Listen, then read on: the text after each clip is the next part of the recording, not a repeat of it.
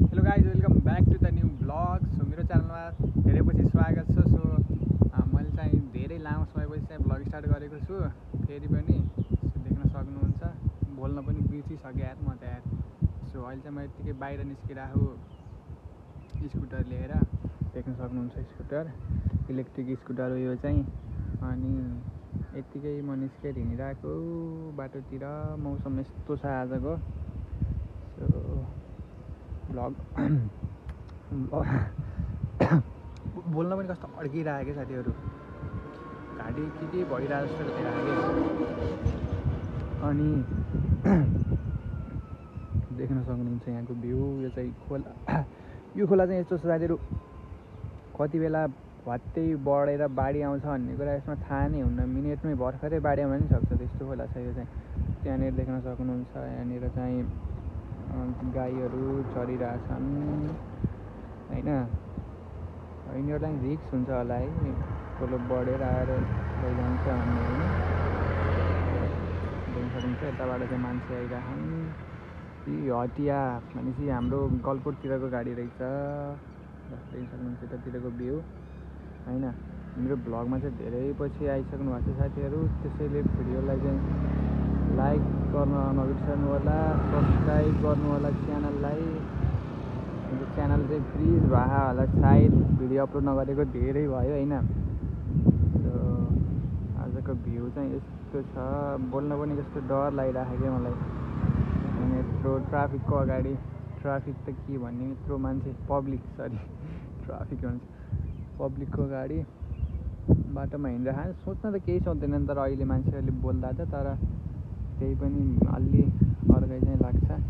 So guys अब चाहिँ ride होइन, तपाईँहरूलाई चाहिँ भ्यू देखाउन चाहिँ अगाडि बढ्न चाहन्छु म। देख्न सक्नुहुन्छ त्यसरी चाहिँ अब प्रपर राइडको अब ग्याजेटहरू त छैन मसँग, यसरी हातले नै गर्नुपर्छ। एउटा हातले चलाएँ, एउटा हातले गऱ्यो होइन। साथीहरू देख्न सक्नुहुन्छ, हेरौँ पल्टिन्छ कि पल्टिन्न, नपल्टियोस् जहाँसम्म एउटा हातले चलाउँदाखेरि है त। देख्न सक्नुहुन्छ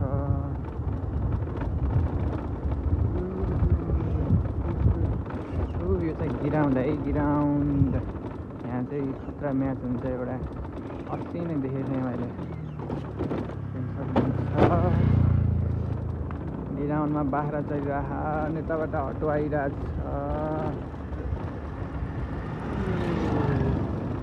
भेडा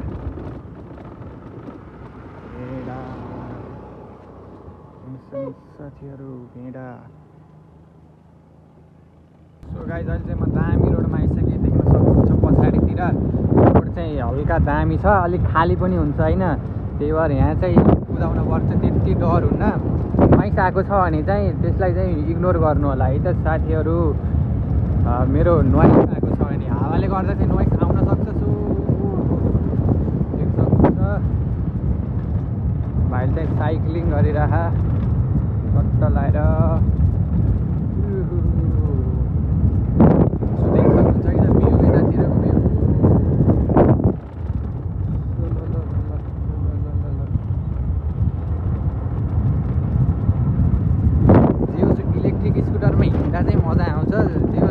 तर अलि धेरै झ्याक्छ क्या साथीहरू, त्यो भएन होइन। अगाडितिरबाट बाइक आइरह होइन। अब बाटो चाहिँ सकियो, राम्रो बाटो सकियो। अब चाहिँ अफरोड आउँदैछ, अफरोडतिर चाहिँ म जान्न। यहीँ नै त मात्र छ है बाटो, राम्रो बाटो। अब यहाँबाट म फर्किन्छु फेरि है त। भाइलाई भिडियो बनाइदिनु भन्नु पऱ्यो, त्यहीबाट भाइ थियो त्यो भाइलाई।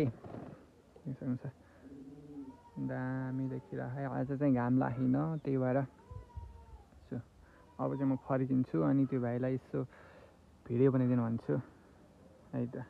सो गाइस भाइलाई चाहिँ म फकाइसकेँ। सो अगाडि ल्याएर हिँडिरहेको छु भाइलाई। देख्न सक्नुहुन्छ भिडियो बनाइदिने भाइ होइन।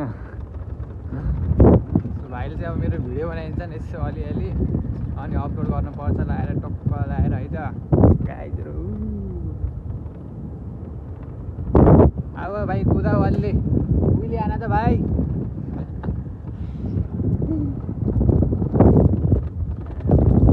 दामी भयो आजको धान पाकिसक्यो।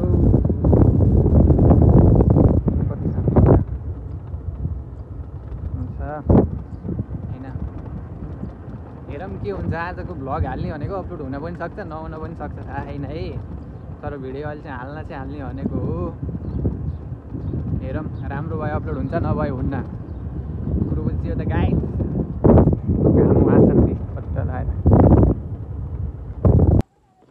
सो गाइस भाइले चाहिँ मलाई घुमाएर ल्याइसके भाइ चाहिँ अघि छन् अब चाहिँ यहाँ पिङ रहेछ पिङ खेल्नुपर्छ नभए यत्तिकै जानुपर्छ घरतिर सो भिडियो चाहिँ बनाएर देखाउँछु म होइन त्यहाँसँग छ यहाँ चाहिँ पिङ रहेछ दसैँको पिङ हामी चाहिँ यता घुमेर आयो यतातिर मैले चाहिँ घुमाएँ मलाई होइन सो चाहिँ अब यहाँनिर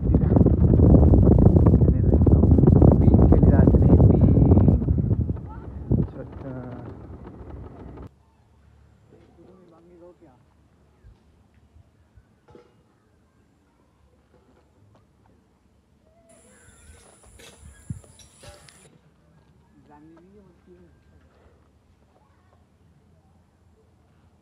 मस्त मजाले